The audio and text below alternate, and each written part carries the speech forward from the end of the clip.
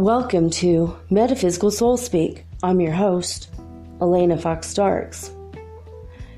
Hey guys, I hope that whenever and wherever you are in the world, when you hear this recording, that you find, no matter how bad your situation might be, that there is a way and a reason for which to be grateful, that your circumstance is not worse, that you might have a few creature comforts with you and around you.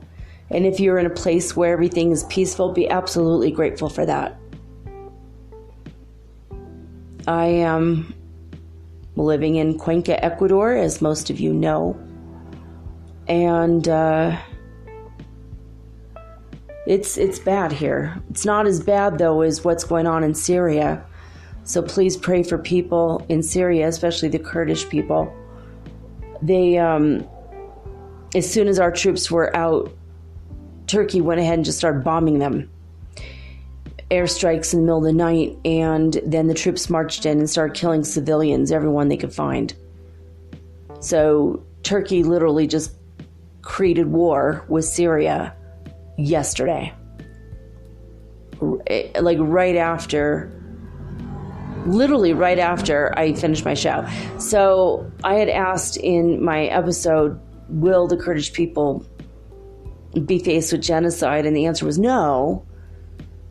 And so I didn't think that any of that was going to happen. But when I asked Prime Creator today, the answer was, well, genocide is a complete removal of a people. And no, the complete removal won't happen. So I didn't ask the question right, clearly. That's always a problem when you do a pendulum. You have to know exactly how to ask the questions, and you have to word every question exactly precise. And if you don't, then you might get a false negative or a false positive. So there's that, just to clear that up, because, I don't want you guys to think I'm like psychically predicting stuff out of my own head and oops, I was just wrong this time. It was just a matter of not asking the question correctly, not considering all of the factors. I use the word genocide, and genocide is when all of the people are killed and some people escape, then it's not technically a genocide. Dag nabbit. So sorry about that, guys. I did want to clear that up. It was no picnic here today. 3 days ago, we were told that we should be on the lookout for assassins looking to kill, and that they will be here on the streets of Cuenca. And I believed it, and then I thought, well, after 2 days, it didn't happen, so whatever. Well, no, it happened today. No one was killed, thank God. At least in front of my building, no one was killed. But the men were here, and they were here. I went to bed at 7 o'clock because I couldn't sleep. So 7 a.m. I'm in bed. 7:15, it all started. The men came. They put rocks across the road. They dug up a dead tree that was down to the river and dragged it down across the way. They put tires, and one of the tires they set on fire. And they screamed and yelled and pushed people on motorcycles that tried to cross. They screamed and yelled at people in cars that tried to cross. They set up the barrier right in front of my building and then on the other side of the gas station so that no one could get gas. Now remember, 3 or 4 of our gas stations were already burned to the ground. This was one of the only ones in town. They wanted to make sure that people could not travel today, that people could not get gas, that they could not go to work or have a normal life. And was this the indigenous people? No, they were not. They were dressed just like normal everyday people, and they were in the streets bragging about how they stopped an ambulance and a man died, and they hope that happens today. They were talking about how they don't want to leave until someone dies today. They were screaming racial slurs against white people and against Americans, like North Americans, like, estadounidenses, people from the United States, at anybody who drove past their barrier that was Ecuadorian. So we felt extremely unsafe. We kept all of our curtains drawn. We sat here and just barely whispered to each other until they left around 4:30 in the afternoon.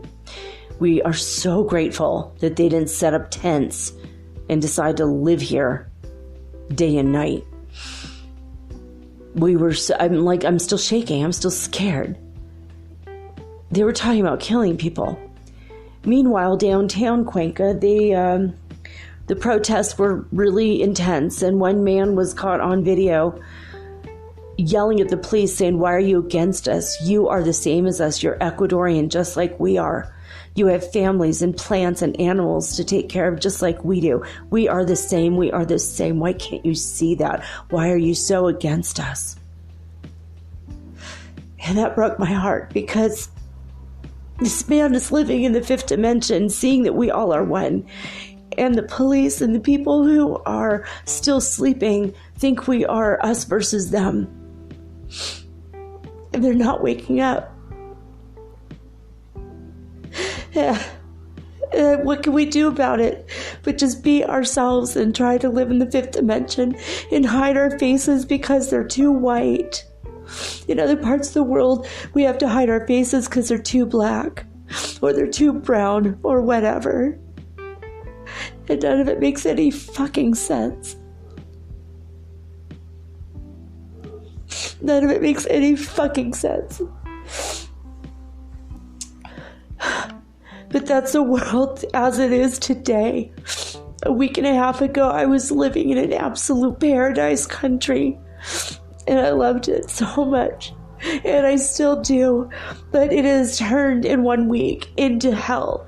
Today is Ecuador riots, day 7. And it has turned into hell in 1 week. The police downtown in Cuenca beat a man to his death today. Tear gas was used against the people. And in Quito and Guayaquil, they started to just out and out shoot people, not with rubber bullets, but with real bullets. 100 people were injured today. I don't know if there were any fatalities in Guayaquil or in Quito, but the police and the military are like shooting people now, just like they're doing in Iraq. As you can tell, there is traffic outside. They took their barriers away when they were done with their protest today, thank God.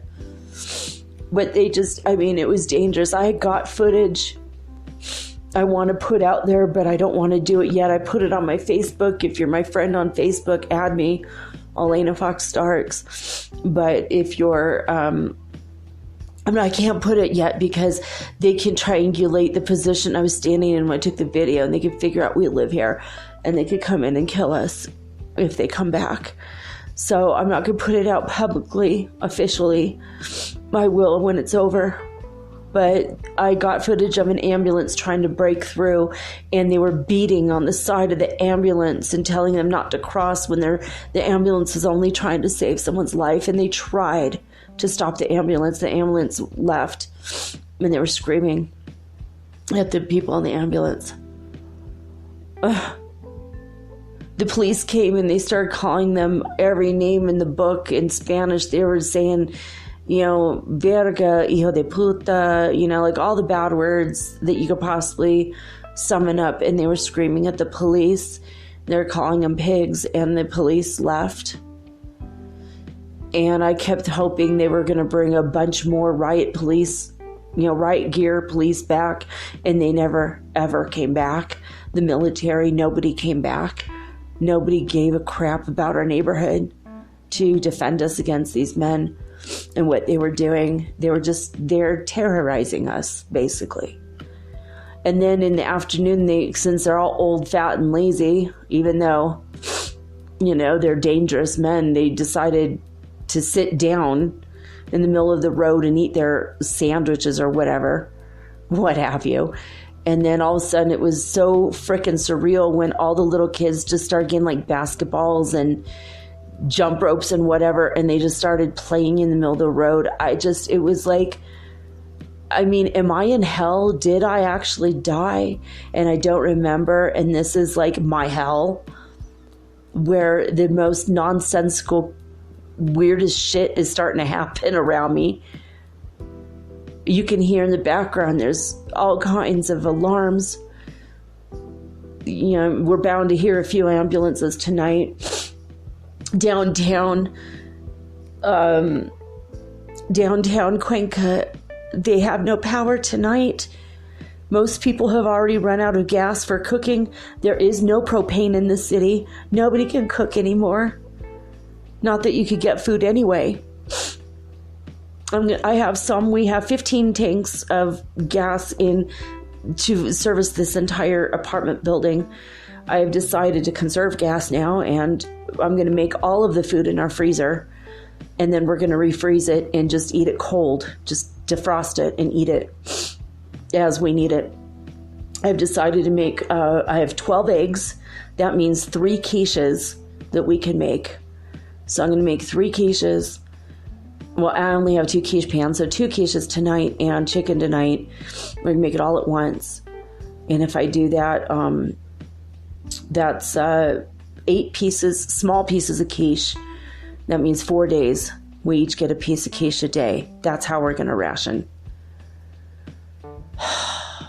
Because we don't really have enough food. My stomach is starving. All I've eaten so far today is a little bag of peanuts and a cup of hot Jello tea. Only one. And I'm sitting here with a cup of a coca leaf tea. Thank God that's legal here. It's like drinking cocaine in a tea form. It's pretty crap, but tasting. But it does get rid of all pain and helps digestion. So it helps soothe over my stomach that hurts because I'm hungry. And I have like 100 packets of it, so we're going to be good to go for that. But let's see, what else can I report to you guys? Because there has been a moratorium on the news leaving the country. All I know is what people tell me. We're all passing different videos along to each other from different cities. Like I'm sending my friend in Machala, he sent me stuff from Quito. He sent me stuff from Machala. Like everybody is just WhatsApping it basically to each other. That's how we know anything that's going on. We're all just communicating over WhatsApp until we no longer have Wi-Fi or internet. We barricaded ourselves inside. We have weapons. We don't have guns. Those guys today had guns. That's what was scary. Bullets that are obtained legally cost $50 each. That's why there's not a lot of ammo here. It's just not, people just don't do that. They don't even have guns. If they have a gun, usually there's nothing in it. Usually. Now these guys are firing off a round every few minutes. It was scary as fuck. Just to, just give you a feel of that. It was scary. So scary. And they were just like shooting it off. And I'm like, how the hell can they afford that? It was like $1,000 worth of bullets an hour. What the hell? Some of the hours were like that. They heard, a motorcycle tried to cross the line. They started shooting off the gun. Just at the ground. But it was scary. And these people, they were just meaning business, you know what I mean? And then in the afternoon, like I said, they got lazy and sat down, and then that was when it got really freaking weird. This guy was just like half the day with clouds in it, like puffy white clouds, and half the day dark and gray. When they left, it was dark and gray again with that heavy energy. But I've been seeing a lot of pink energy too. I feel like a lot of pink energy is coming to help us balance ourselves again, recalibrate after such displays of complete disregard to the lives of everyone else. And the people out here, they only wanted to wreak havoc. They're like delinquents, they were not natives. They weren't talking about rights. They did not have any signs. They weren't chanting anything. They weren't saying anything. They were just terrorizing the neighborhood. That's it. And keeping people from traveling or getting gas. That was their whole purpose. Just to wreak havoc on purpose. Like, that was it. They had no agenda other than terror. That was it. Now, downtown, the people were marching because they, in other places, like in Turi, which is a little mountainous pueblo just north of this, or I think it's north of the city. Let's say I'm in the east. Maybe it's south of the city. Anyway, it's on a mountain very high up above the city. It's the highest point looking down on the city. My friends live there, and they were marching today. And they were saying, look, there's been, the unemployment rate has been too high. The wages have been too low for the people that do have jobs. There's been a lot of things that the president promised but never did. It's been 2 years. He hasn't delivered, and it's time for him to go. And okay, now I see that point. So we have a situation where there's like 5 or 6 types of protesters all out at once. Downtown, where there is no electricity, the people have decided to protest all night long. There's going to be riots and violent demonstrations against the police and against the government buildings from 8 o'clock to 5 o'clock in the morning, because martial law dictates that no one can be out of their house after 8 o'clock, and they cannot leave their house before 5 o'clock in the morning. So those are the hours in which they've decided on purpose to go against martial law. And the fact that they're shooting people in other cities, I'm really scared. I mean, I'm scared for the people I know downtown. I know a lot of people downtown, Ecuadorian people, and I know a lot of expatriates, and I'm scared. There's a lot of old people. I'm sure they're terrified. We can't leave if we want to. We can't even get out of the damn city. There's no taxis anyway, or buses. I mean, even if you have your own car, you're not going to get past the barriers on the outside of the city. And even if you get to the airport, the airplanes might not even be running. We are on, according to the government, we are on high alert, level 4. It said absolutely no travel inside or to Cuenca, or like Azue, the state of Azue. And Loja is another one. And they showed all of the states. And I mean, there's a massive list of the states. I'm not going to go through them all because, most of you guys aren't here and you don't understand what I'm saying when I say with this province and that province. But, it's like you'd have to look at a map, and what does it matter? The point is no travel, period. But, I mean, I told you guys the travel advisories for Ecuador have been growing. In like the first 3 days, it was just 2 or 3 sets of instructions, just like be on alert. The 4th day, they said, make sure you have food and supplies. The 5th and 6th, and now the 7th day, they're saying, make sure you have food and supplies. But they're saying increased auction. See, there I go with my dyslexia. Exercise increased caution in Ecuador due to crime and civil unrest. Some areas have increased risk. Demonstrations and road blockades that continue throughout the country. They're expected to continue in the coming weeks. Reports of associated pockets of violence. Police are responding with tear gas. Travel, including flights, may be seriously disrupted. The U.S. mission, I don't know what that means, the U.S. mission, has restricted personnel from traveling within and between cities and provinces until further notice, except for travel to the Galapagos Islands and domestic airline connections that are part of an international itinerary. So if you're getting the flock out of the country and you're lucky enough to have made it to the airport, go for it, is what they're saying.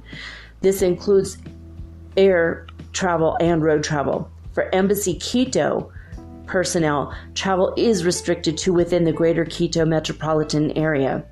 For U.S. Consulate General Guayaquil personnel, travel is restricted to within the city of Guayaquil. And that's it. I mean, but they're saying for the Americans that don't have jobs with the government, we're not allowed to leave our houses. Period. Because they can't be responsible for us. So they're saying there's, and then they showed, including Azua and a bunch of other states, provinces are saying civil unrest. And then it says, in Esmeraldas, Sucumbios, and Carchi, I don't even know where they are, no travel at all within them because of crime. Esmeraldas is embroiled and has been for some time now in a war with the Colombian cocaine cartel. There's a lot of people being kidnapped, shot, murdered, their cars and stuff stolen when they cross the border. There's only a 15 miles across area in which you can cross to Colombia safely. And even then, it's very, very, very sketchy. And so in Esmeraldas, it's very dangerous. Let me see, I'm looking at anything that's new. Review your flight status with your airline at the Quito or Guayaquil airport websites. Yeah, because they're canceling stuff now. It says enroll in the Smart Traveler program to receive alerts. I think I am, because I think that's why I'm getting the alerts. And make it easier to locate you in an emergency. So I'm going to re-enroll while I still can. Follow the Department of State on Facebook, Twitter, and Instagram. I didn't know they had that. It's interesting. Review the crime and safety reports for Ecuador. Yeah, I've got to do that too. U.S. citizens who travel abroad should always have a contingency plan for emergency situations. Yeah. Well, I did have a bunch of food, and my son went through it and thought everything was expired and threw it away last week. Oh my God. Yeah, our lives. Okay. Anyway, which it's sweet of him to think of us like that, because it's true. Some stuff you eat, if it's out of date, can kill you. So he was afraid, and yeah, I don't blame him. But all right, basically has my province, Azua, and all the other provinces, and says level 4, do not travel. Then they say transnational crime groups operating in Esmeraldas province have engaged in violent crime, and they're killing local citizens in addition to carrying out bombings that target the military and law enforcement of Ecuador. The U.S. government is limited in its ability to provide emergency services in the Colombian border area. Oh, good. So maybe we'll be okay since, yeah, I got to tell them exactly where we live. But that's always sketch too. Why do I really want to tell the government where I am? I mean, it's a reason I don't live in the United States. Do I want them to know where I am? Really? Yeah. Weigh it on a scale, baby. I don't know. But we're in level 4. Yesterday we were in level 2, if that gives any indication as to how serious this shit has gotten. This morning when I saw these people setting up, I'm like, I'm going to take their picture and I'm going to give it to the police later, right? Because I'm mad. I was so mad. And I started taking pictures, and I put them on Facebook. And then it wasn't until hours later I realized that in the corner of one of the pictures, there was a man standing there peeing, like at the end of our driveway. And I'm like, holy crap, that's hilarious. And then a couple hours after that, I decided to look outside to see what was going on. I thought I heard like unrest somewhere kind of off in the distance. So I wanted to see if it was like a car with a bad radiator or something. I looked out the window, and there's another guy just standing there whipping it out. I'm like, should I take a picture of him too? The night and day? It's like he's literally marking the territory where the guy earlier marked the exact same territory. I'm like, we really are animals, right? We just don't know we're animals. I'm like, how weird is this? So that was at least a little bit of merriment in my day. But I mean, the people that were shot at today with real bullets were indigenous. My friend he broke down and started crying. He's like, dude, just to see on the news the indigenous people covered in blood like that, like, I can't. He says he has a lot of very gory or violent images that were sent to him that he can't not even in good conscience send to me. He would feel bad because he knows it would hurt my heart so much. And it hurt him so much. He's like, I don't know what to do. He's like, should we just escape? Do you want to move to Los Angeles? Let's go together. I'm like, maybe. Depends on how long this lasts. But I have food for about 7 days. We really decided to ration the food. And with our plan for this, and by the way, the quiches, I have like no cheese for them. So it's going to be just like scrambled egg pies, basically. But we have canned spinach. We'll do one. It'll be a Florentine without the cheese. But I don't know. It's just we're like literally lined up all of our food today. And we're like, okay, if we really, really stretch it out, we really, really ration it, we might have 12 days worth of food. And if what Prime Creator was saying was true last night, we have like 10 days more to go on this. But the government, the U.S. government is saying it's going to be a couple more weeks. Prepare for this to be, but like, how are they telling us this now when they should have told us this 6 days ago? We could have been like, oh crap, let's get to the store. If the taxis are running and the assassins are not there tomorrow, I'm definitely going to go down to the mall and get some money and see what's up, because at least with money, maybe we could barter with people.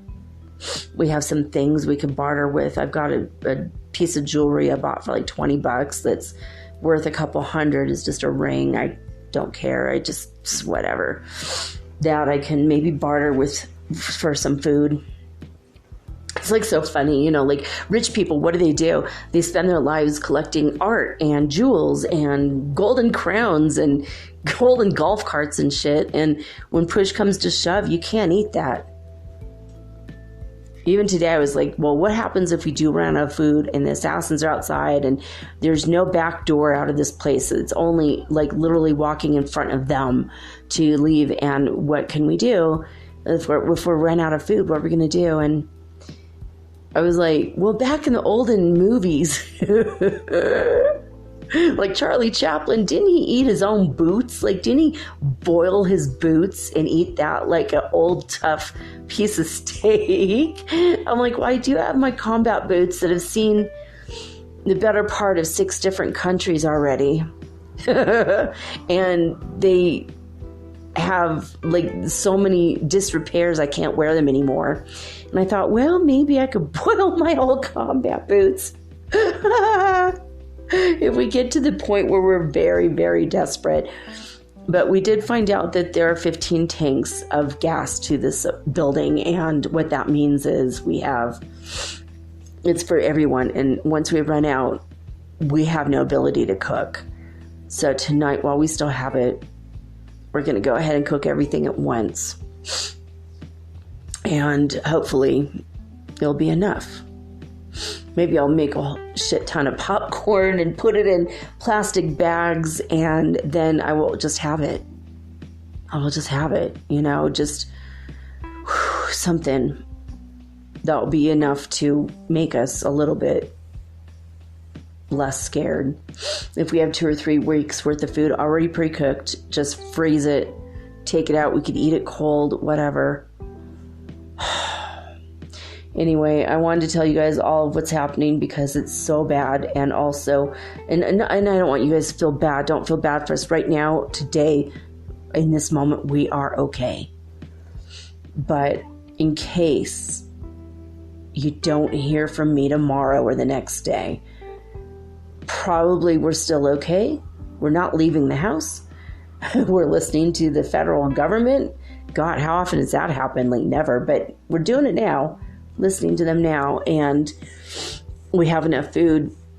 We have Wi-Fi, at least for now. If we don't have electricity and Wi-Fi, tomorrow we have books. We've got things to entertain ourselves. We've got like 20 or 30 books out there. I've collected a lot of books over the last 3 years, traveling around from hostel to hostel, and they have these little things where you leave a book, pick a book, and I never left anything, but my plan was to go back and leave the book later that I borrowed in the first place, but may or may not do that. I don't know.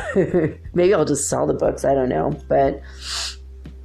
And I bought a bunch of books at the writers conference last year from my fellow writers and people I know. So it's kind of neat. I get to read from people that I know. I love that. So, that's going to be our entertainment. I've got lots and lots of notebooks. You guys know I went gaga over notebooks a couple weeks ago and bought a bunch. So I have a lot of things to do. I mean, I've got rituals I could perform, magical spells I could do, I guess. Try to learn how to levitate with my newly found 12th chakra that's open. I mean, I have a lot of things to entertain myself outside of television, even though I will have show hole. I'll have show hole from all these a-holes. Oh God. I don't know. I'm praying for the people downtown. I'm worried about the people downtown. I don't know what else to say about it other than that. I'm going to tonight just channel Prime Creator. He said he wanted to speak through me today, so I'm going to let him, obviously. And that's a show night. Just basically, I'm going to channel for you guys. Try to get some of the fear that's inside me out. But I'm tonight very grateful that I'm not in Kashmir. I'm grateful I'm not in Iraq. I'm grateful that I do have as much money as I have, even though I only have $20 in my purse. If I go to the mall, I can have money, but I'm grateful that at least that's available or will be again. I'm grateful for my mind. I'm like listing. Grateful for my son who's living with me and figured out how to barricade the door in a way that unless it's a bunch of men with a battering ram, no one's getting in here. I mean, he is a survivalist to the core. It's stuff he's been studying for years because he had dreams that this was going to happen. In fact, he had dreams that people were going to start pushing cars into the river before I ever showed him that video of the tank being pushed into the river a couple days ago. Months ago, he had that dream. Maybe a couple years ago.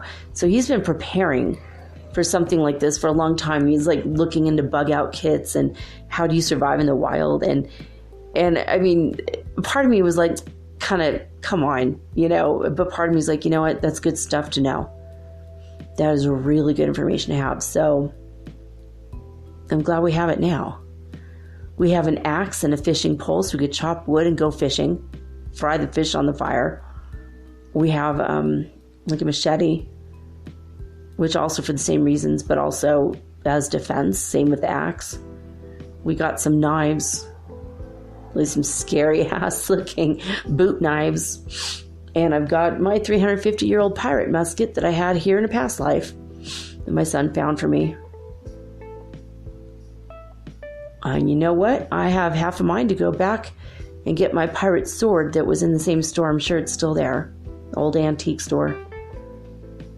I bet it'll come right back to me how to use that sword, man. I don't want to have to ever use it against anybody, but believe you me, I will defend my child's life. He's prepared. He's like, I'm prepared to die for you. I'm like, I'm prepared to die for you, but you know what?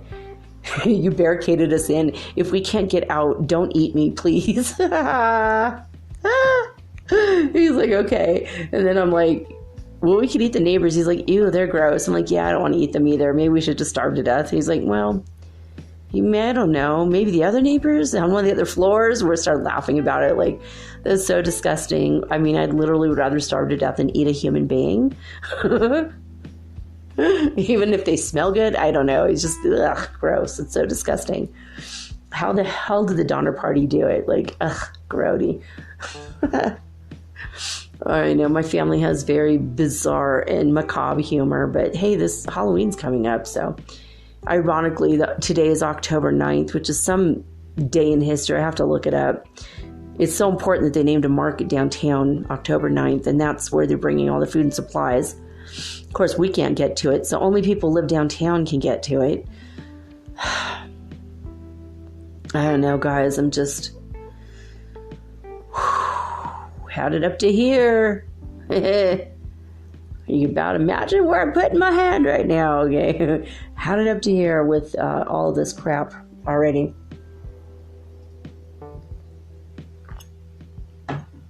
My friend's like, just stay inside and be careful. And I'm like, look, I know Krav Maga. I could kill a man in 15 seconds if I have to.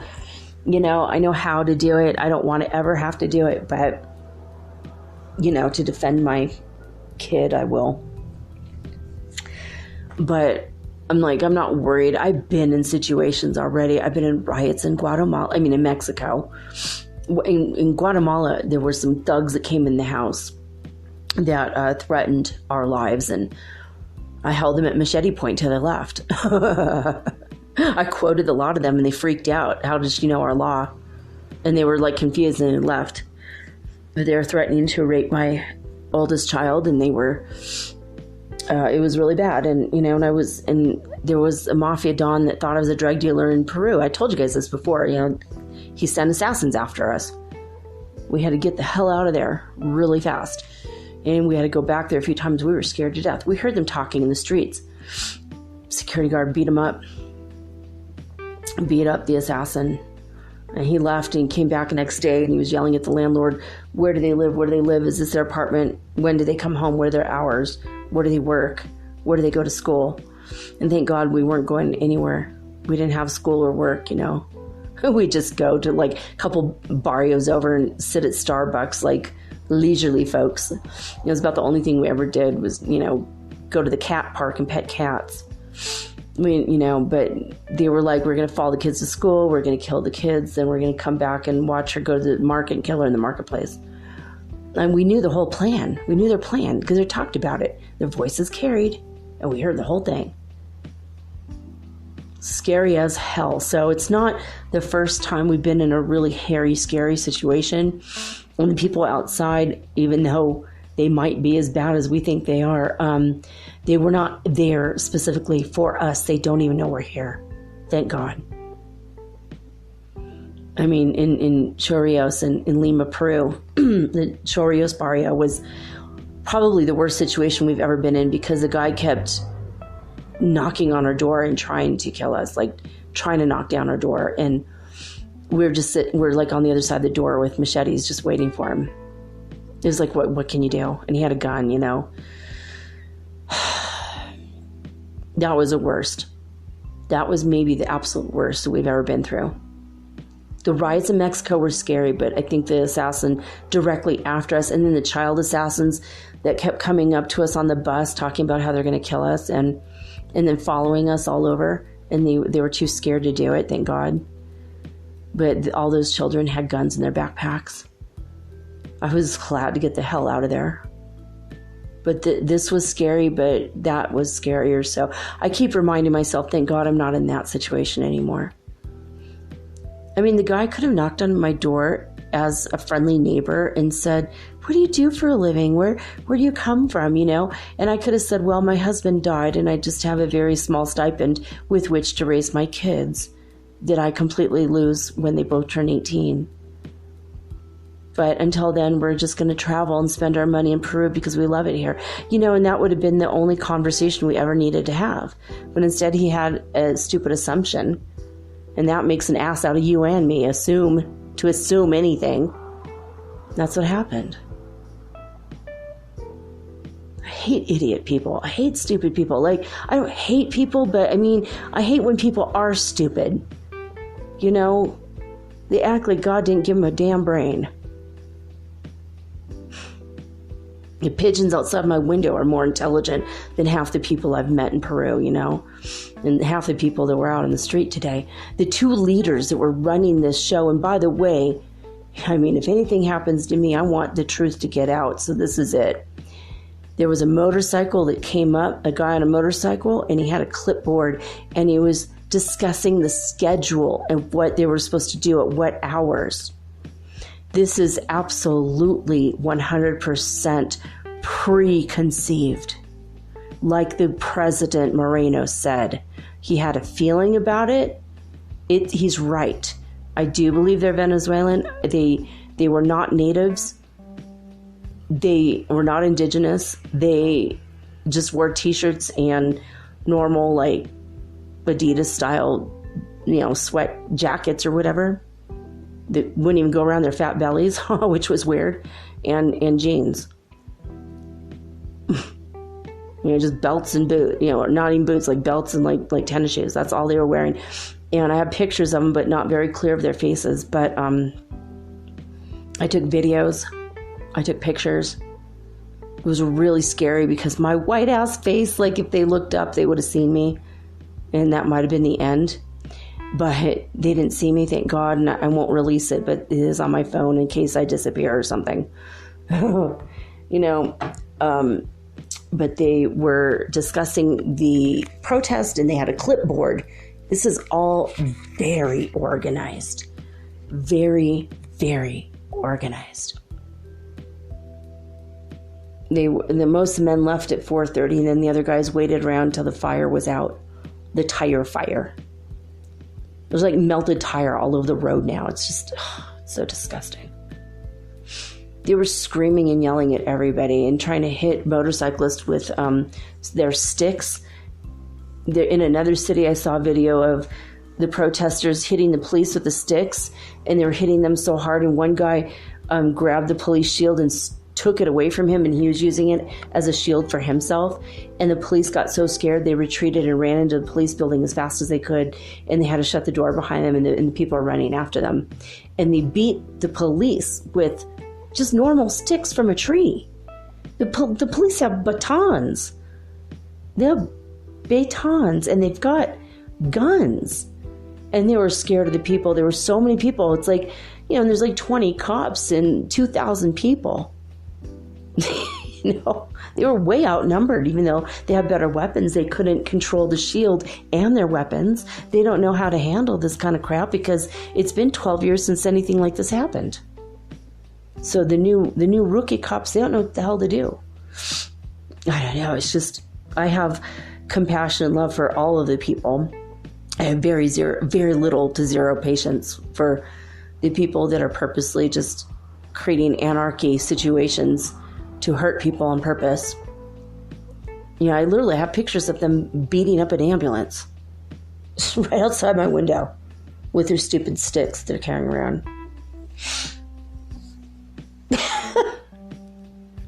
It's crazy. It's so crazy. All is crazy. Anyway, I'm going to just go on into the normal stuff I do today. Wherever you are in the world, I'm sure you're in a better position than I am right now, so be grateful for that. Using myself as a bad example, and if you're in a worst case scenario, think about something else that's worse. I mean, it could be worse. You could be dying of Ebola on Cyber River in Africa, It could be worse. It could always be worse. I don't know. I'm really grateful, though, even though we're in this situation. It's okay. It's going to make for an exciting book, I suppose. It's like, why don't I have a book that's just peaceful, loving, beautiful life? No. I know people who went to the same countries I did, and they come back with like gorgeous pictures and wonderful stories and, pictures of the tropical fruit salads they ate, and that's like about it. And I go to these stories and these countries, and my stories are all crazy. But that's what happens when you're a writer, when you decide to live the life of a writer. It's freaking nuts. It's hectic. Have you guys ever read Hunter S. Thompson's account of where he's just driving down the road, minding his business, and he had the top down on his car, on his convertible, and a mountain lion jumped into his car? And he had thrown his cigarette out right before that caught his newspaper on fire in the back seat, and then a mountain lion jumped in the back seat. It's like freaking crazy. Like his life, if any of that's true, same kind of crap that happens to me, although that's worse than mine. See, so my life could be a lot worse. I mean, he had to get out, and the cat was trying to attack him while he's trying to put out the fire and get the cat out of his car. It's like utter pandemonium and chaos. That kind of crap happens to people that are writers. It's why my writing is so much like his, because it's like I've gone through a lot of crap, And you guys know me every day for the past 275 days or so, more or less. You know the kind of person I am, I'm here working for God. I'm a light worker. I love people, but I'm a light warrior too, And I've had to stand up to people that were about to kill us or who have taken our stuff or tried or blame riots on us or accuse us of taking over their territory as drug dealers when all we were doing is like sitting at home and watching Netflix on our laptops. Like, I mean, God. It's like ridiculous, like some of the stuff that we've been accused of. And it's like, oh, it must be just freaking because I'm living the life of a writer, I guess.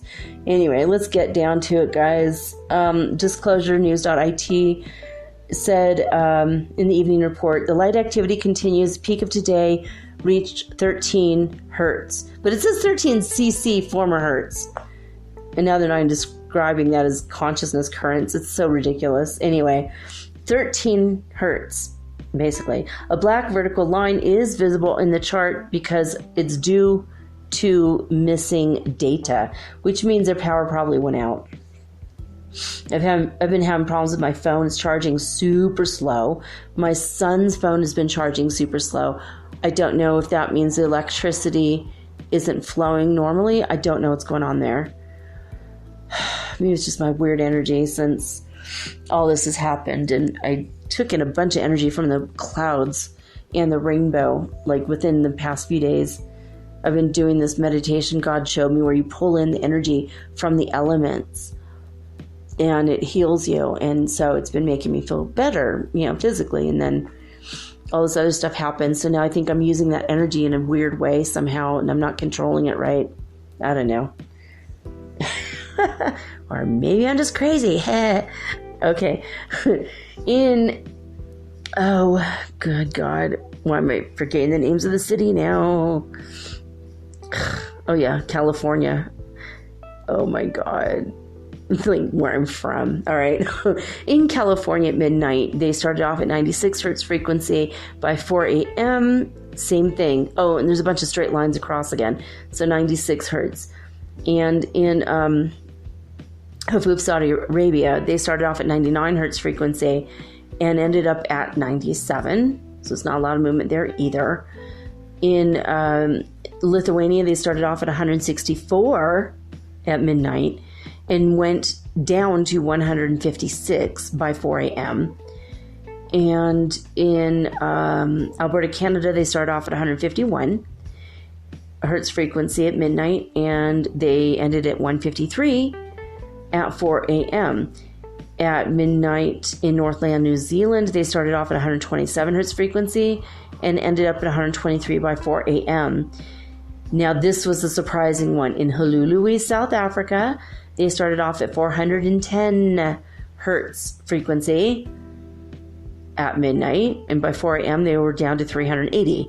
Remember, 40 hertz is the fifth dimension. They're like 400. Remember when they were 0 for forever? Now they're 400. They're making up for it, I guess. Pretty crazy stuff. All right, we are on a brand new lesson. Thank you, God.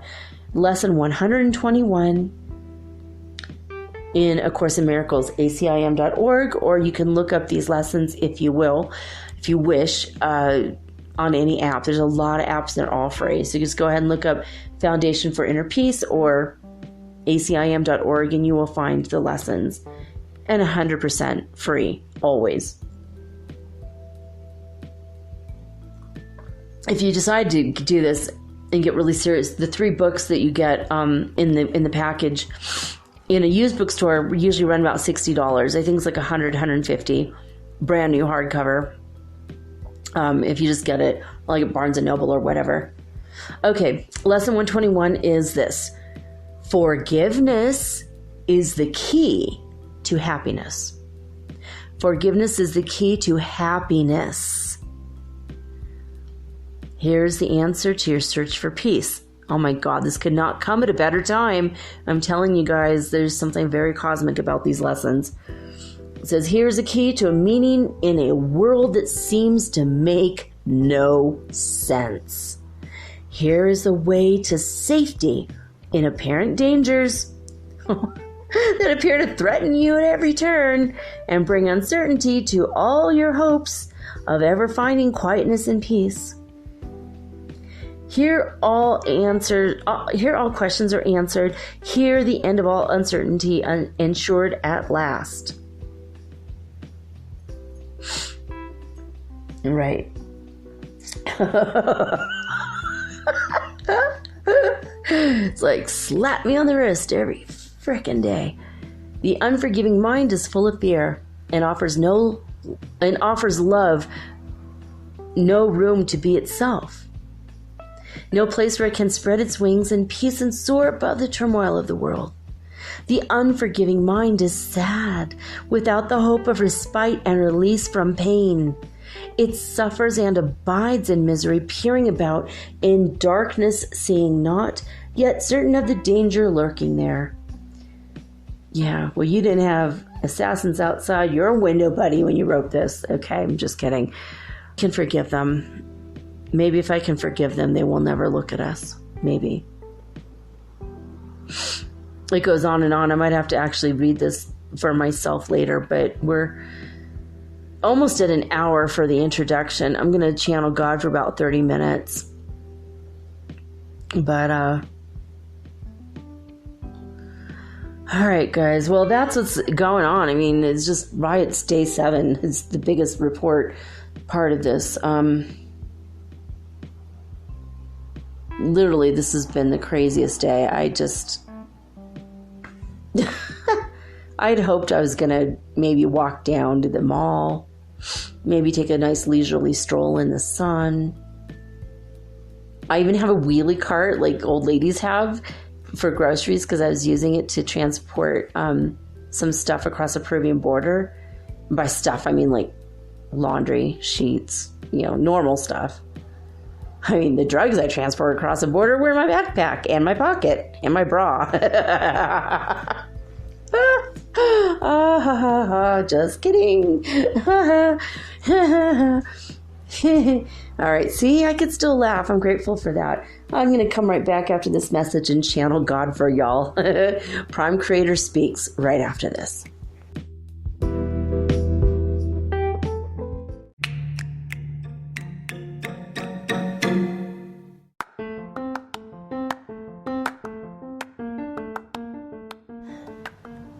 If you haven't heard about Anchor, it's high time you did. It is the absolute easiest way to make a podcast. First of all, it's absolutely free. Second of all, they have creation tools that allow you to record and edit your podcast right from your phone or your computer. You guys have known that I've been doing this for 8 months using the Anchor.fm app right on my cell phone, and I have done it everywhere, right? I have recorded this in my living room, my bedroom, little cafes in Quito, Ecuador, all over Cuenca. It's so absolutely easy to make your podcast, and editing is just a snap. Anchor also will distribute your podcast for you, and it took me about 2.5 months to become syndicated, and now I'm available on Spotify, Apple Podcast, and many more, and so can you. You can make money from your podcast also, and there's no minimum requirement. You get paid from your very first listener. It is everything that you need to make a podcast all in one place. So please, if you are interested in making a podcast of your very own, do not hesitate to start with Anchor. Download the free Anchor app or go to anchor.fm to get started today.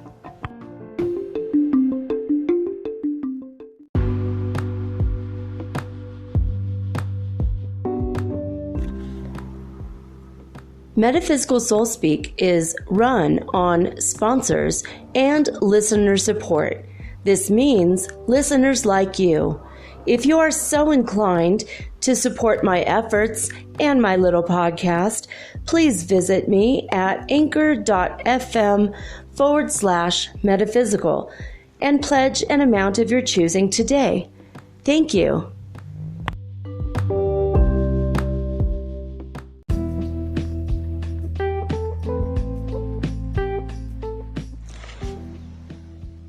All right, guys, I'm here. I'm connected to Prime Creator. I am an indirect channel for those of you who are brand new to the show, because I've noticed I've gotten a lot more listeners lately. So I channel a wide variety of entities, some living, some not, and I do everything through telepathy. I have developed my telepathic ability recently, like this year. Like, I've always been a little bit psychic. I've always had some telepathy, but all of a sudden it's just on point lately. Probably with the ascension, with working on myself, with, I don't even know what, opening all my 12 chakras this past couple weeks. It's made it even more so. But if you want to, if you want to have better clairvoyance, have more psychic ability, one thing you can do, I'm about to do right now, is you touch your forehead, your third eye, between your eyebrows and slightly above. There's like a little ridge there in the bone. You can feel it. And that is a direct path to your pineal gland. So you touch that with any of your fingers and you say the following: Ki Ah Sha, Ki Ah Sha, Ki Ah Sha.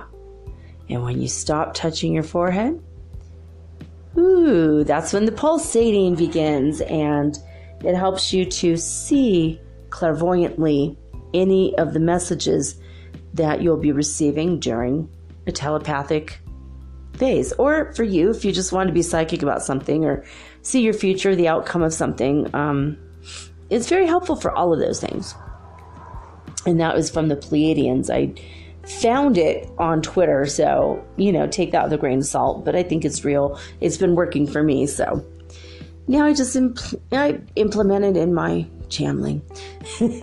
So I'm indirect, which means I use telepathy, and that means no entity takes over my body. They stay outside of my body, and I remain sovereign inside my own body. That's it. Some channels, like Cryon, they allow the full takeover of their body. They don't always remember what was going on at the end. I don't always remember either.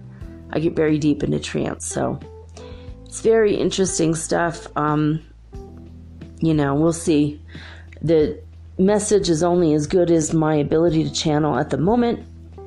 Usually it's pretty good information, but if there's something you don't agree with or sounds weird, you can write me and ask a question about it, or you could just simply decide to maybe not, regard that as real. Yeah? So I'm doing my best here. I'm doing this because I love you guys, and I want to know the message as much as you do, because obviously I have curious as well. All right, I'm going to put the phone down, and hopefully this is going to work. There we go. All right, I'm going to take a couple deep breaths and start.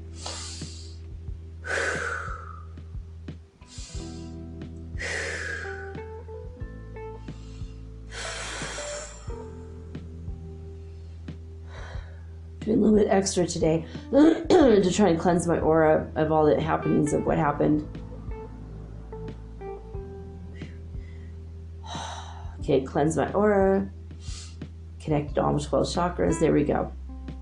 I like to be connected to Prime Creator. Am I connected to Prime Creator? Muscle testing says yes. Prime Creator, you may begin transmission.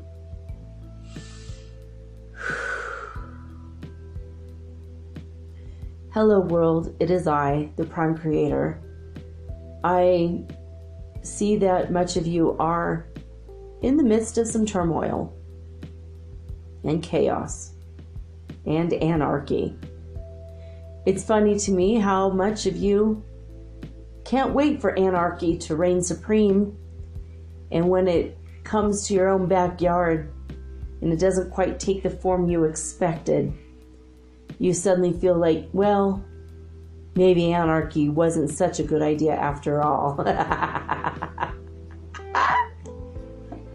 It always surprises me how often you ask for something and then you receive it and then you think, well, Maybe I didn't really want to be a driver and have to pay for gas and insurance. I really did want the car, but now maybe not so much. Or whatever it is, whatever the object is. Sometimes you don't really want what you think you want. And you don't find out till you have it. It's not what you wanted in the first place. Anarchy is no different. I just wanted to point that out before we get into the rest of the discussion for the evening. Yes, there is a lot of unrest.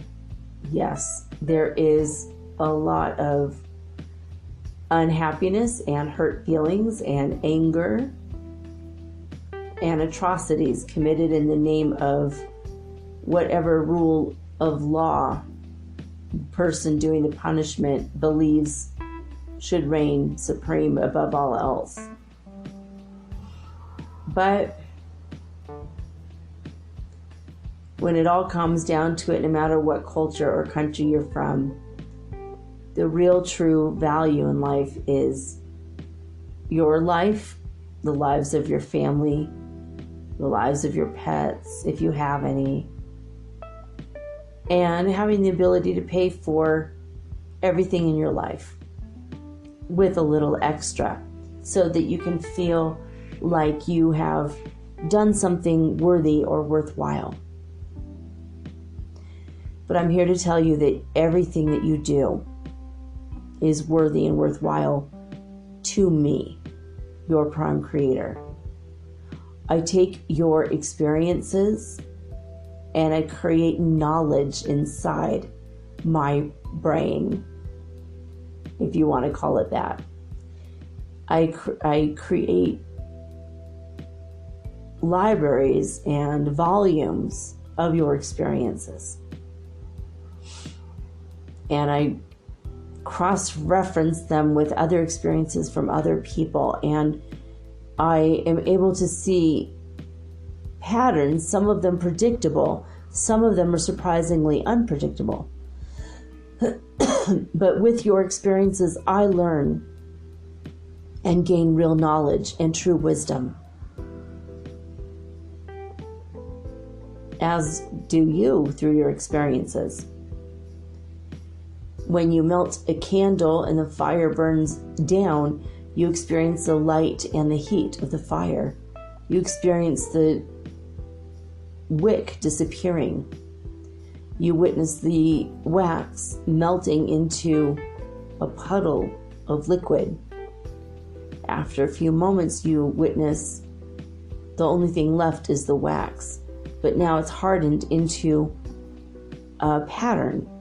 Sometimes it's a recognizable form, and other times it's just a blob or a clump of formerly melted wax.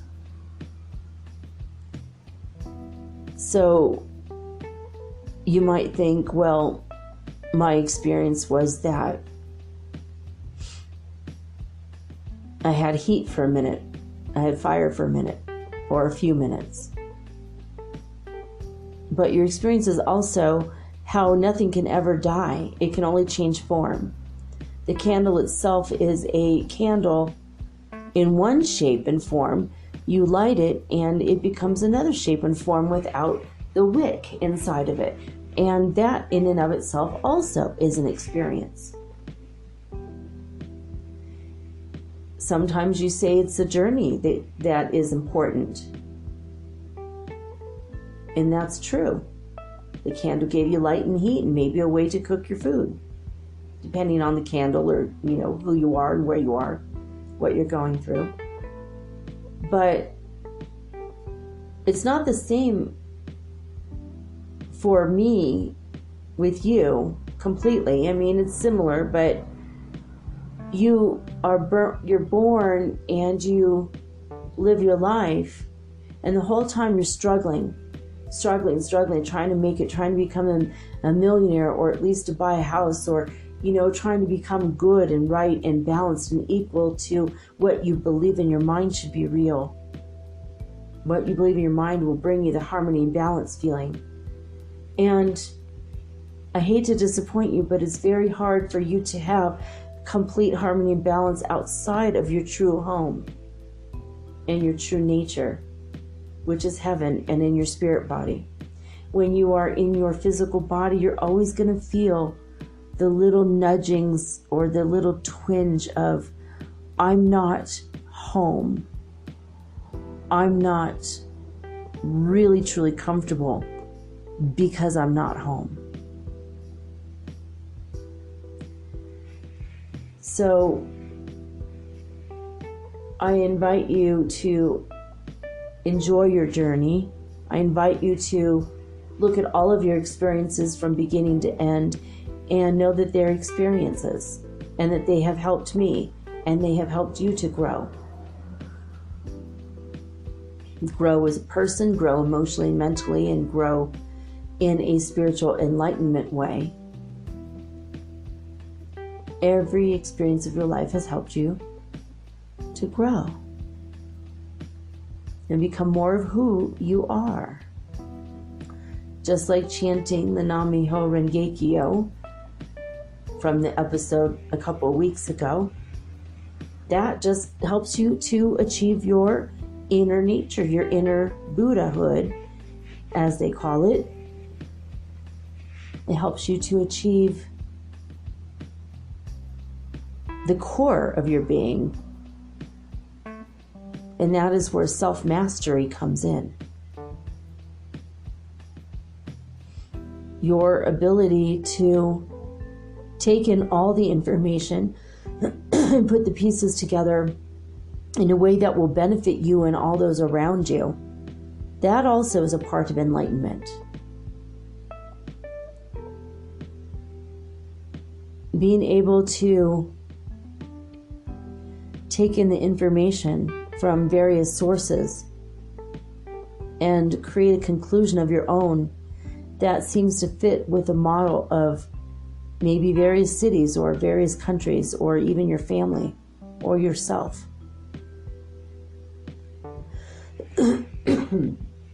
We put in your path, and by we I mean Divine Mother and I and all the angels that we surround you with, as well as your spiritual masters and your earthly teachers.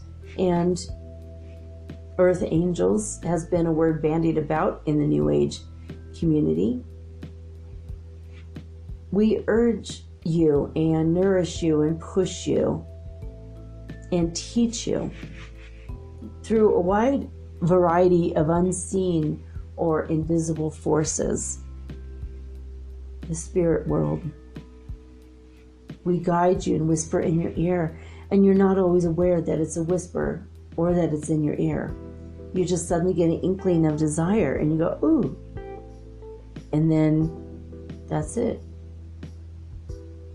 You go off and running on that, in that realm of desire, and that becomes your next experience. Your experiences furthermore collude together or collide together in a way in which it becomes a story of your life, and the story of all of your lifetimes together and in combination come together to create the story of your soul. So every little action that you take, every little thought that you think, every little seemingly insignificant moment, you almost hit that red car, you see a butterfly, a dog walks by and you resist the moment, you don't want to pet it, even though it wishes it could have a back rub at that moment. You get an inkling to buy extra food and you don't buy it on time, then you're stuck without food for a while. All of these things add up to your experiences, and you're helping me in a very deep and profound way, because then I get to have the wisdom and the understanding of your actions and your experiences. I get to understand what it's like to feel like you're unable to get through your day quickly and the tasks are so hard, and feels like you're walking with lead weights around your ankles while under the surface of the ocean. we know, we've witnessed this, that some of you feel like this. And yet when the experience unfurls further, you get more experiences out of that, and more out of that, and more out of that. When the experiences occur to you, that helps you to learn. And when the experiences are unpleasant, that helps you to learn faster. You're familiar with the phrase, lighting a fire. Lighting a fire under your, patootie. Elena added that word. Me, I added that word. Some of your experiences will be good. Some will be bad. Some will be neutral or indifferent. And some of your experiences will be really scary. It wakes and shakes you up. But when you learn forgiveness, like was in the lesson today, you learn forgiveness. You learn to rise above even the most scary of days. You bring yourself up to a very high state of awareness. You're able to create another layer of yourself.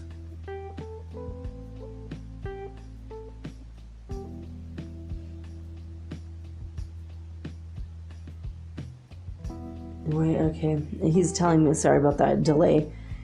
My trance is so deep, and I need you to tell me that one again, Prime Creator, please.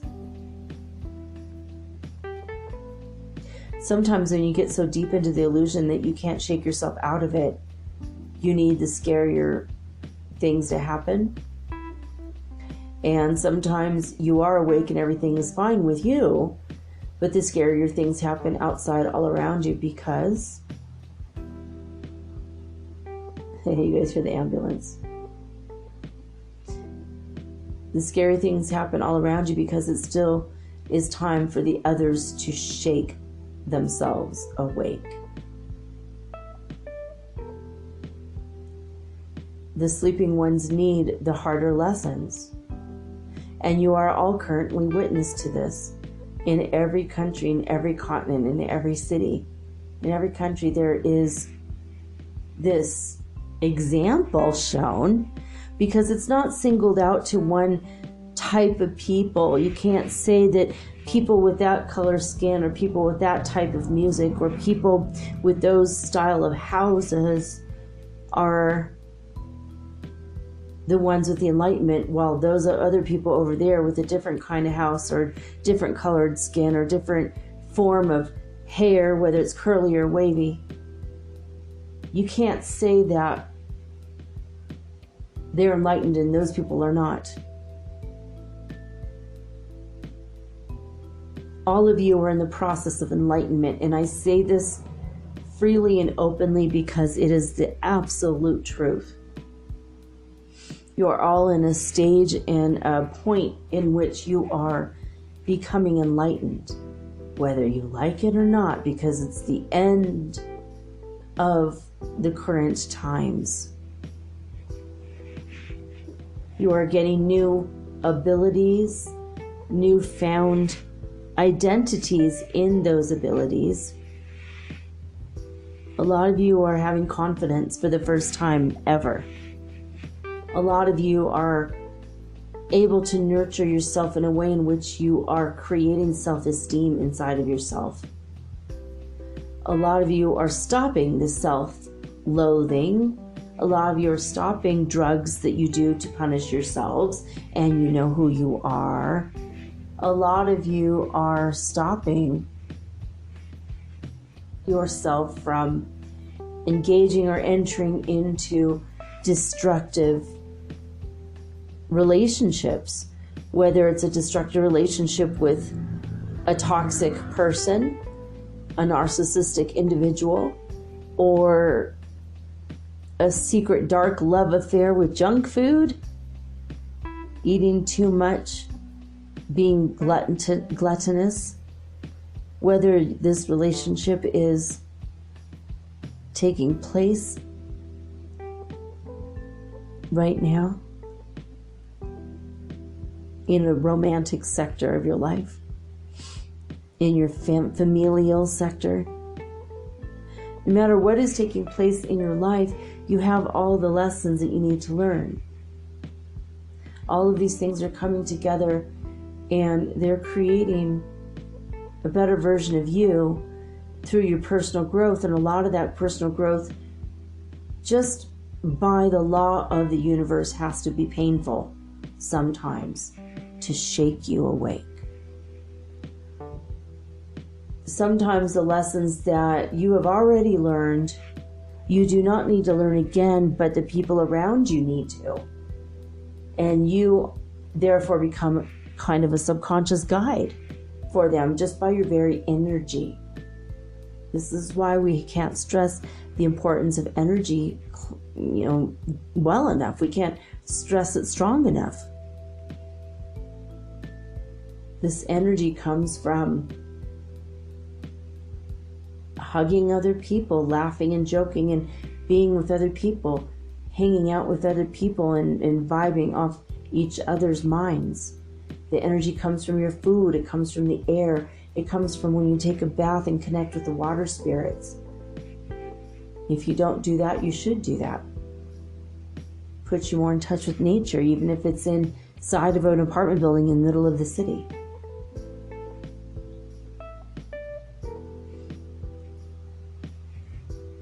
All of your experiences are important, and some of them are not really yours to experience from, except on the periphery.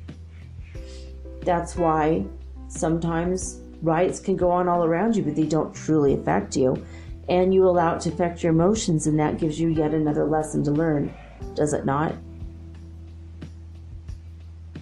Learning to forgive the people that created the circumstance that made your life inconvenient in the first place. That's important. We are always with you, and we are always surrounding you with our love, our joy, our peace, and our happiness, and the energy also of forgiveness. We wish for you to always be in that realm in which you are a part of the world, but not a part of it, apart from it. You are in the world, but not of it. Many masters have used that phrase to describe it.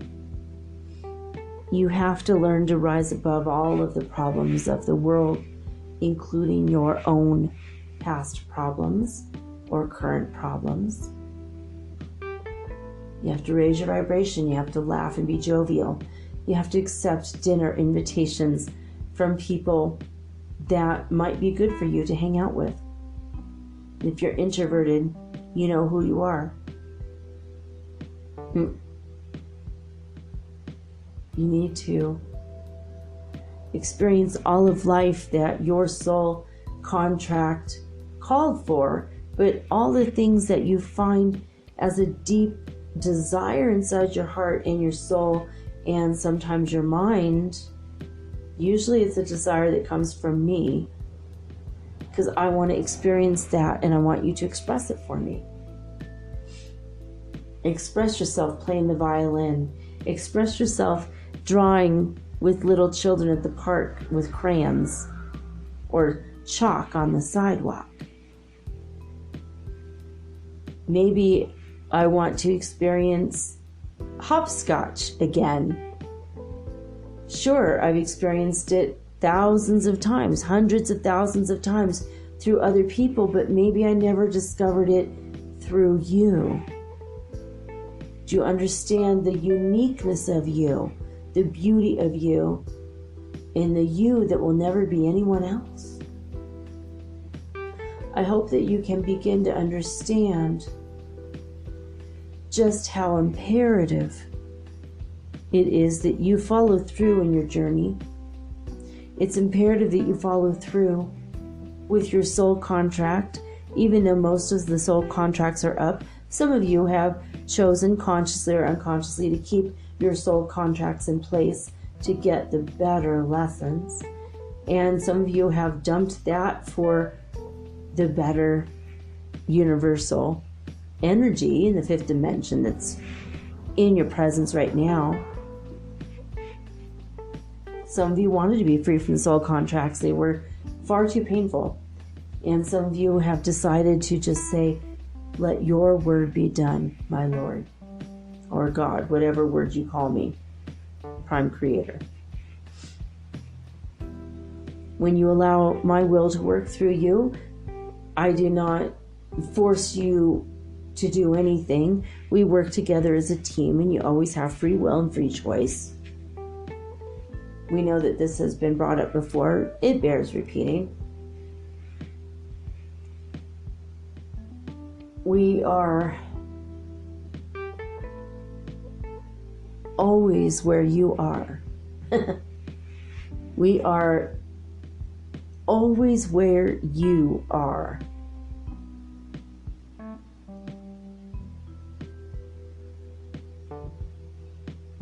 We wish for you to feel the energy of that. You are never alone. You might feel alone sometimes, but you are never, ever alone.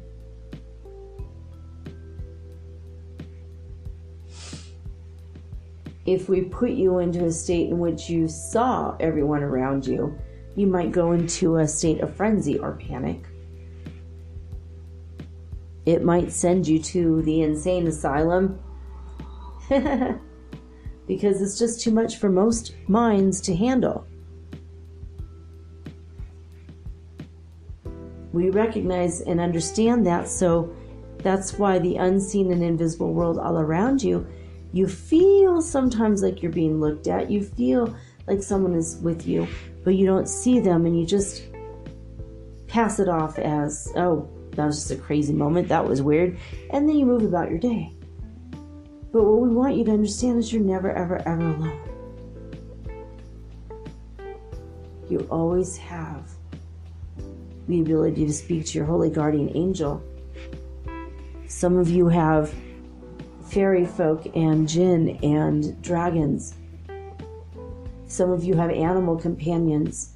Some of you have animal companions who have ceased to exist in your plane of existence, and yet they can't wait to hang out with you. So sometimes you will have an animal that has perished. Maybe it was last year or 10 years ago, but that cat or dog or owl or gerbil or whatever animal it was, their spirit lingers with you to learn more from you, and you learn more from them.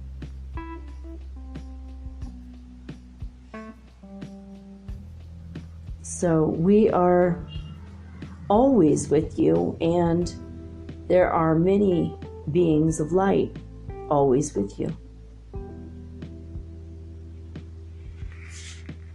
In addition to having us, your creators, and your holy guardian angel, and your spirit guide, and your spiritual team, and all of your teams, when you set those up, you have them around you. When you go out in nature, there are fairies, there are angels, there are other beings that wish to take part in your company. Have you ever sat in a park and a cat came up out of nowhere? It wishes to take part in your company. Has a butterfly ever landed on the back of your hand?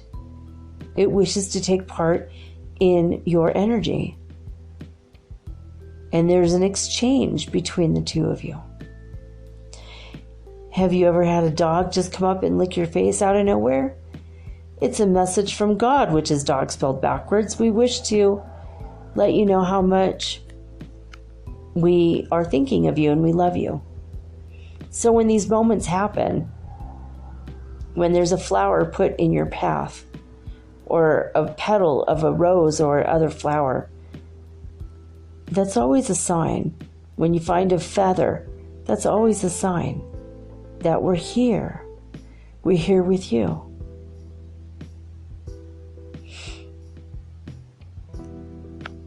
We wish for you to understand how important you are. We cannot stress this enough. Your hearts have expanded so wide. The energy field of your hearts have expanded so big, so deep, so profound, so wide, that we are accelerating in one generation our knowledge and our experience base. In the past generation, in the past 10 years, we've had more information come in from you guys than in the past 1,000 years combined from all the people.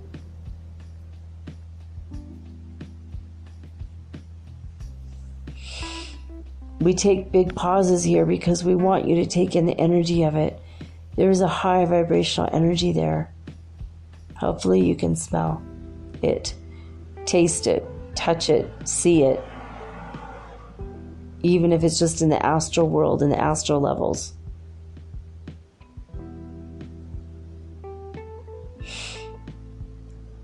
You have experienced so much in the past 10 years that we have experienced and gained wisdom and knowledge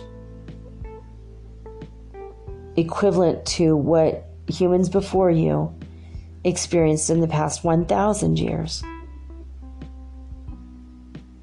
We already said this, but we had to say it twice because we want you to understand it on a deep level.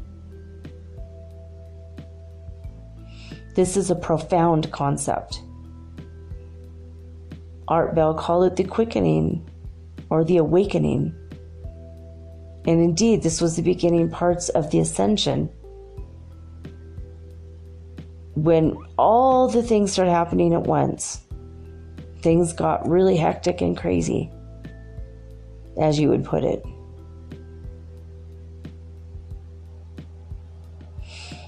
That's when we started experiencing more and more and more and more. It's also when we basically, in your idioma, we hold the trigger on the ascension of humanity. With so many species becoming endangered, with so much pollution threatening to shut down the whole planet, not only just from fossil fuels, but from many sources, factories, cattle ranches, whatever. We had to pull the trigger and just say, ascension is now.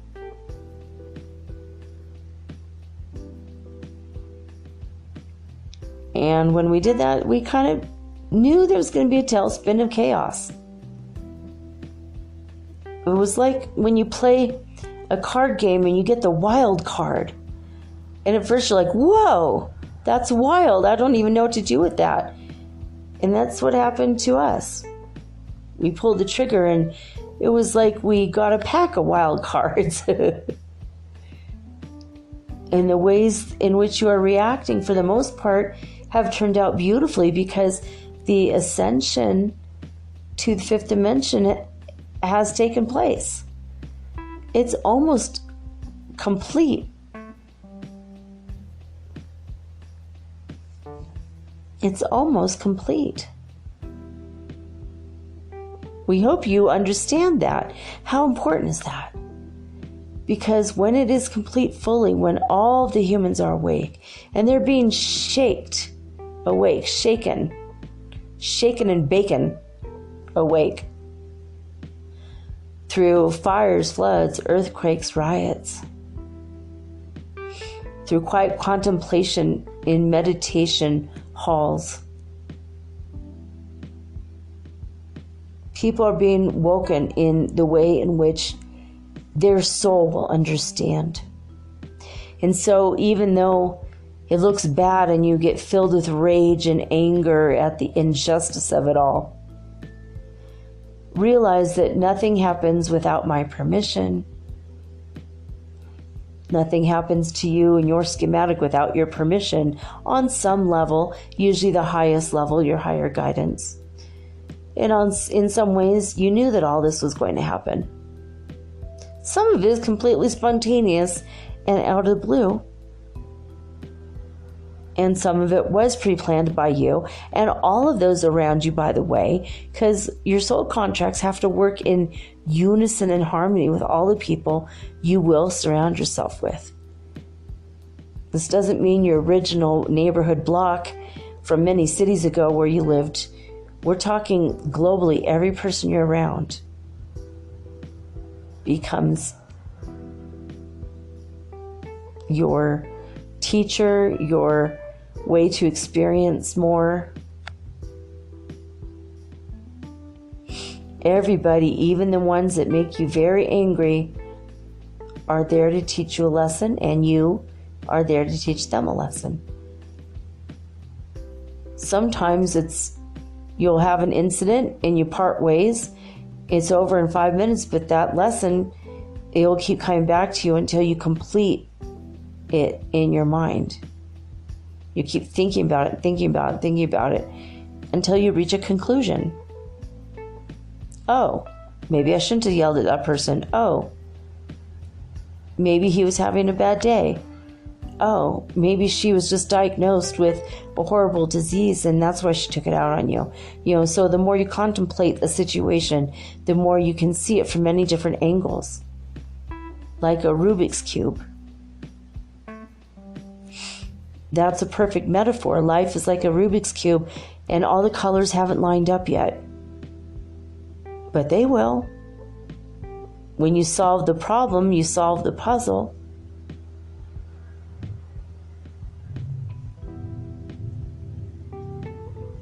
That's just how it is. Everybody is there. Some of them are there to put a splinter in your side until it festers and you have to pay attention to it, energetically speaking. It's not always negative, but then when you pay attention to it, you learn a big lesson and you go up a rung on the ascension ladder. No one person can be pleasant 100% of the time. And sometimes you might be having a bad day and you're teaching somebody else a lesson by that bad day. And sometimes these bad days are planned out eons in advance. Sometimes they occur spontaneously, which is also the chaotic nature of the world. As you go about your next week, we hope that you are able to see your interconnectedness with others. If a situation makes you angry but none of the people do, then your karma isn't with them to learn and grow or teach them. If it's just a situation, you have to learn to rise above it. In the case of the protesters in various parts of the world right now, you have to learn to rise above that. If you are in the vicinity of the protesters and you're not a protester yourself because you're enlightened and awake, but if it sticks with you for a while, there's a greater lesson involved. Sometimes it's past life related, and sometimes it's just something new that you hadn't contemplated before. All right, guys, he's showing me like when I was at first very angry at indigenous people for being corrupt and the leaders taking money from the rest of the indigenous. And then to find out that it's not them who are always blocking the roads, that there's so many groups and it's just so hard to unravel because the chaos came so rapidly. So I'm learning lessons every day, smaller lessons, I learned that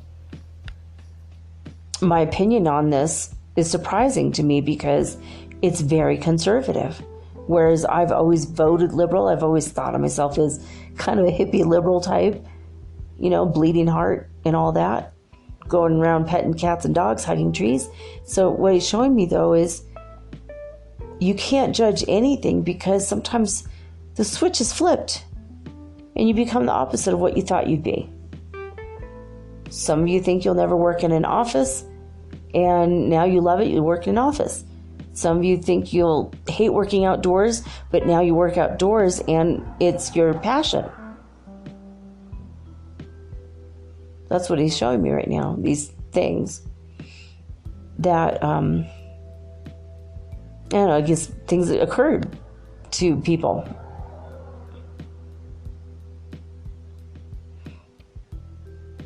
Okay, he says, I would like to add that we love you very, very much. And the lessons that come sometimes are hard, but you get the harder lessons so that you can grow faster, so that you can draw nearer to us.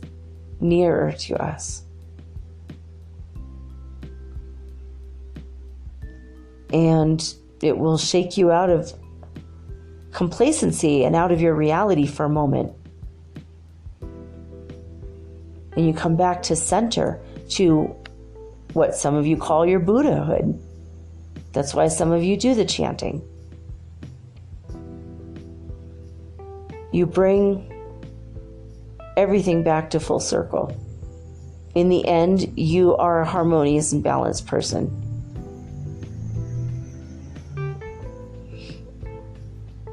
So, and I think you just said in the end you go to the good place. I'm getting muscle testing says yes.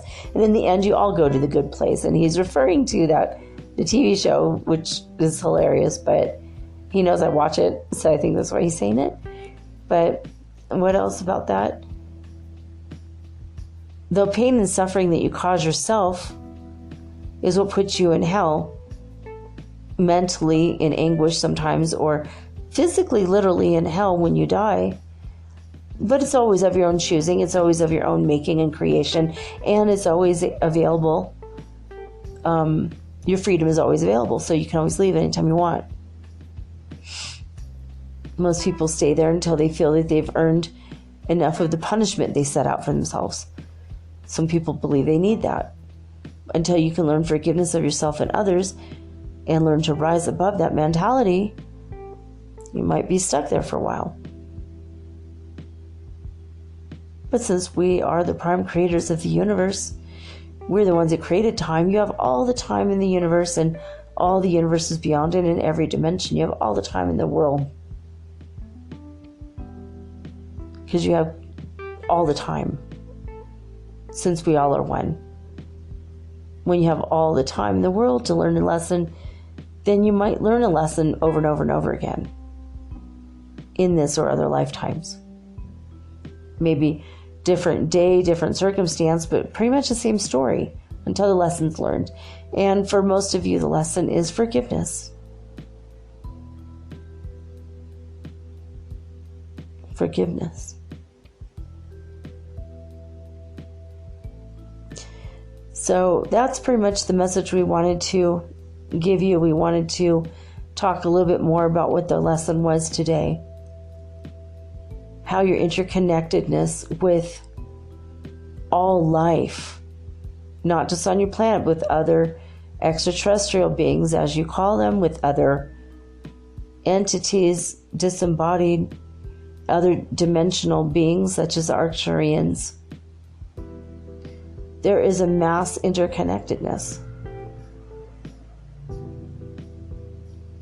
And when one heartstring is tugged or pulled upon, and you feel the need to emote or express, sometimes with joy and elation, sometimes with tears and sadness and frustration, but your heartstrings pull on the heartstrings of other people around you. There is an interconnectedness like a spider web. Many Native American tribes in North America understood this. And they spoke of it. And if you're not awake enough, or the people that weren't awake enough, they considered this talk to be the rantings of a raving lunatic in some cases. But always the heartstrings pull upon the heartstrings of other people. What you feel is felt by others. Depending on how big your aura is how much you're going to feel from how many other people. From, he's showing me, like, whether it's like just in your block or in your neighborhood, in your city, or on your world, or encompassing all other worlds, your aura can grow and expand. Oh, he's saying to infinity. So yeah. You feel a big love. Everyone feels a big love subconsciously, but their heartstrings are tugged at.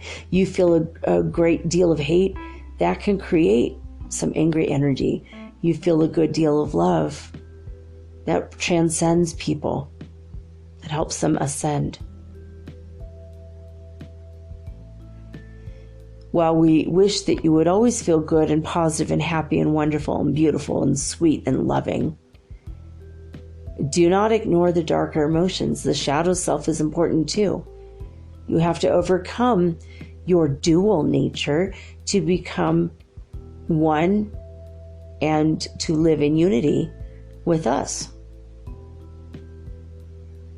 It's a journey for everybody, and there is no judgment on what step in this journey you are on. When people walk the Great Wall of China, nobody judges them because they're only on the 27th step.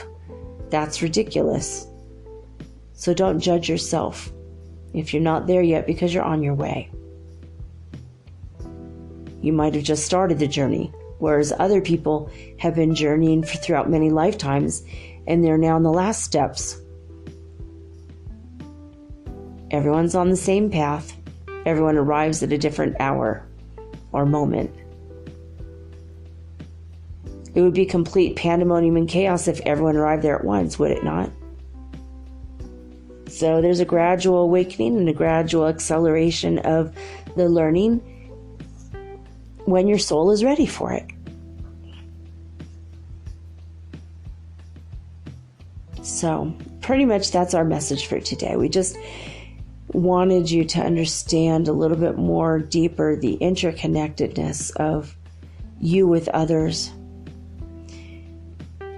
And okay, now what he's telling me is he put me, like I was in a trance a little bit, like a light trance.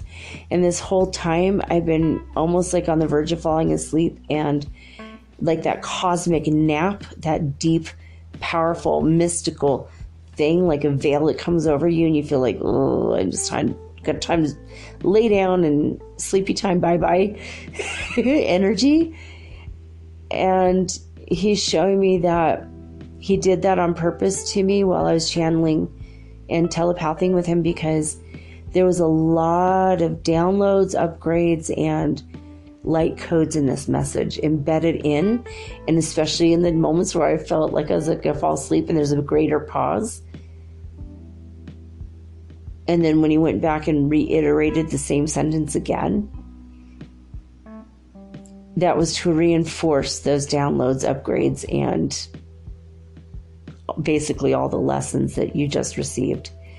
Not just verbally with what I was technically saying, but also in the energy that was coming through me. I feel like super relaxed and tired, but also pretty great right now, to be honest. I'm hoping I could wake up and go make all the food before the building runs out of gas, but so that my kid and I will be a little bit more comfortable. But this is a deep one. This is big, because the lessons that you're hearing and the lessons you're receiving are the ones you're receiving are way more heavy than what you're hearing. He says he wanted to make it entertaining so you pay attention so you could get all the downloads. Oh, and he says there's layers to them too. So if you learn a lot and get a lot out of it, you might want to come back and revisit this episode in the future 2 or 3 times, some of you 4 times, to get extra information, extra upgrades and downloads and light codes. Yeah, okay. All right, he says, all right, he's saying goodbye, and he loves each and every one of you. And he loves each and every hair on your head and every cell in your body. He knows every part of you personally. because we all are one. Now he's saying Mitaku Eo Yasen. And he's saying sayonara, and it's time to sign off. That's what he said. Okay, that's hilarious. Sayonara. It's like one of 4 words I know in Japanese besides Mr. Roboto. Domo arigato. Okay, yeah, Mr. Roboto. That's not even Japanese. Sorry about that. See? I only know like 3 words or something. Sukiyaki, that's another word I know. Tempura and sushi. Okay, there we go. That's my limit of Japanese. That's hilarious. I said sayonara. I have like 10 words in Japanese. All right. Miso soup. There's another one. I feel kind of ding-batty right now because of all these light codes. Oh my God, I'm like holding on to so much energy right now. It's pouring from my way, way, way higher up chakras all the way down below my feet chakras, just all the way through. I just feel it pouring. He's showing me that it's expanding in like a clear ball. It's going to go and clear. It's like expanding out my aura. It's clear because it's going to clear everybody's negativity from the events of this past week. So we could all rise above again. Rise above it again, baby. Whew, I feel better. Can you tell my energy is just completely shifted? I hope yours has too. My apology for the negativity of the last 7 days in the beginning. These riots. Okay, he's saying that was a lesson for everybody as well. You guys are living vicariously through me from the safety and comfort of your homes in most places and in most cases. To protect most of your faces, he's saying. Okay, enough of the rhyming. All right. Well, that's it, you guys. I love you. I love you all very much. Even if I don't know you, I know you on some level. And I know if I talk to you, I'd probably love you, you know? Ellen was sitting next to George W. Bush, Ellen DeGeneres, and she got a lot of flack for it this past week. And she said, you know, just because we don't agree politically with someone doesn't mean that they have to be our enemy in real life. We can love everybody. We can be friends with everybody. We have forgotten that. I thought it necessary to say that right now. We can love everybody and forgive everybody. We're all just here to experience, and there's really nothing to forgive when it comes right down to it. Even in the case of murder, you're just sending someone back to heaven anyway, or they're sending you back to heaven. And when all of us rather be there than here. And when our lessons are up, we are there. So there it is. All right, that's it, guys. Remember to send in your Santa Claus stories and Christmas, Diwali, and Hanukkah miracle stories. Anything that happened that was just like weird, supernatural, paranormal, or out of the ordinary. Anything that brought you to a point where you're like, there's a reality beyond what I can see, taste, touch, and hear, and feel. Anything happened in the holiday season that made you pause. Especially if it's because of Santa Claus. I want you guys to send the stories in. Ghost stories this month, please. Because you know what? Even if I go off the air for a couple of days because the electricity or whatever, I'm going to be back. And I'm planning on being back by Halloween. In fact, I'm planning not to go off the air. I'm not going to. It won't be my fault if it happens. It's circumstantial. I will be back. I'll be back. See, I'm like ding-batty now. That's good. Better. Ding-bat Elena is so much better than serious and fear-based Elena. We're all like a big frickin' onion, aren't we? So many layers.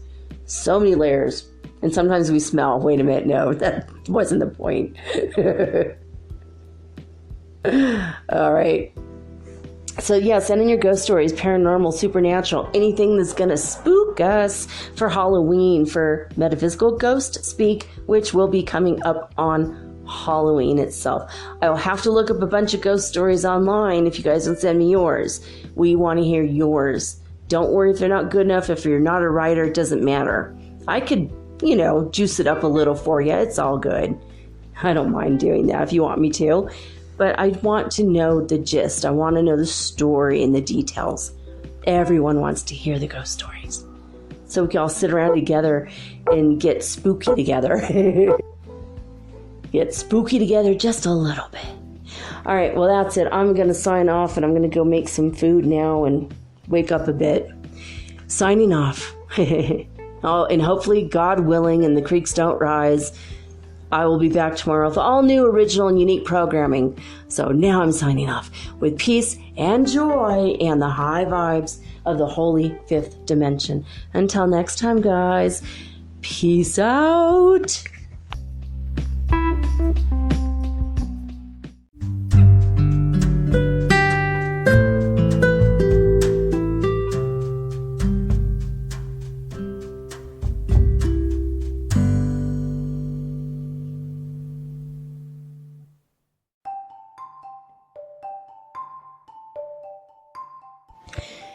Do you ever wish you could look into the next chapter in your book of life and see what's coming next? What does the universe have in store for you? I can help you with that. I will give you a Celtic cross reading, which is 10 cards, or you can ask me 3 questions, and I use 3 cards per question. So that's 9 cards, or I can channel your higher guidance, or maybe God directly for you. Maybe you want to talk to your dear departed Aunt Edna, because maybe you have a few questions and she was the smartest person you knew. If your deceased relatives are available or your ascended masters, I can channel them for you personally. Let me have 1 hour to show you the future in your next chapter of your book of life. Readings are $75, and it takes me an hour to an hour and a half to complete. And for this price, you will also be hooked up to the healing grid around the planet for free, which means yours truly, me, I will be giving you Reiki 24 hours a day, 7 days a week for the rest of your life. All you have to do is let me know. metaphysicalsoulspeak@gmail.com, and we will explore your future together.